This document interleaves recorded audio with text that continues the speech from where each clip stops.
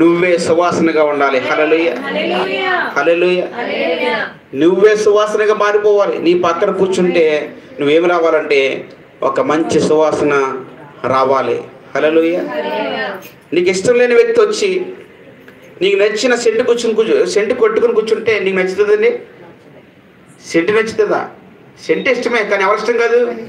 ఆ మనిషి ఇష్టం కాదు. నీకు పక్కనే కూర్చుంటుంది, కానీ సెంటు కొట్టుకున్నంత మాత్రాన నువ్వేం చేస్తావంటే ఆమెను అసహించుకుంటావు. హల్లెలూయా.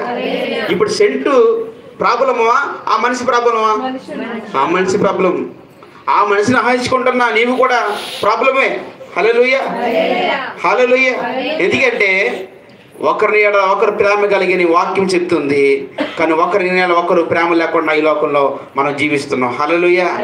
సెంటు అంటే బట్టలు కొట్టుకునే సెంటు కాదండి. ఈ సెంటు ఏంటంటే, ఈ సువాసన ఏంటంటే నీవు నేను మనమందరం కూడా పరిమళ వాసనగా మనం దేవుని కొరకు జీవించాలి ఈ లోకంలో.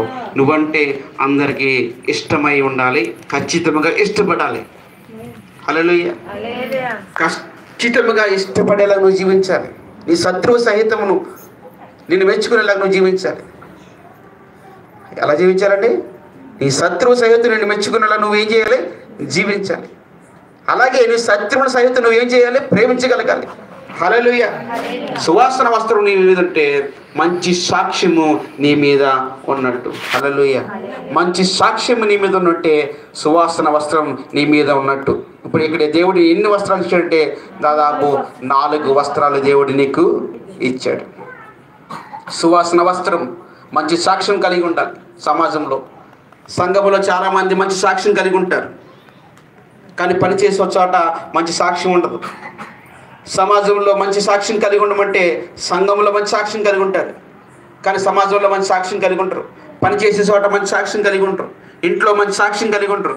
దేవుని మందిరంలో మాత్రం బైబిల్ దించదు, ఇంకా నెత్తి మీద పెట్టుకుంటుంది బైబిల్. ఎందుకని?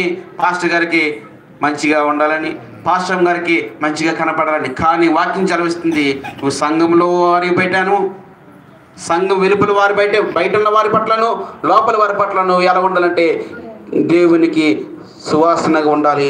ఈ మనుషులకి సువాసనగా నీవు ఉండాలని వాక్యం సెలవిస్తుంది.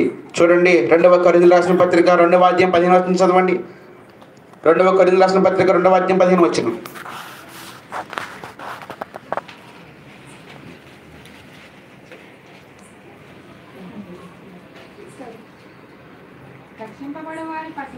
రక్షింపబడి వారి పట్లను, నశించి వారి పట్లను మేము దేవునికి క్రీస్తు సువాసనమై ఉన్నాము. హల్లెలూయా.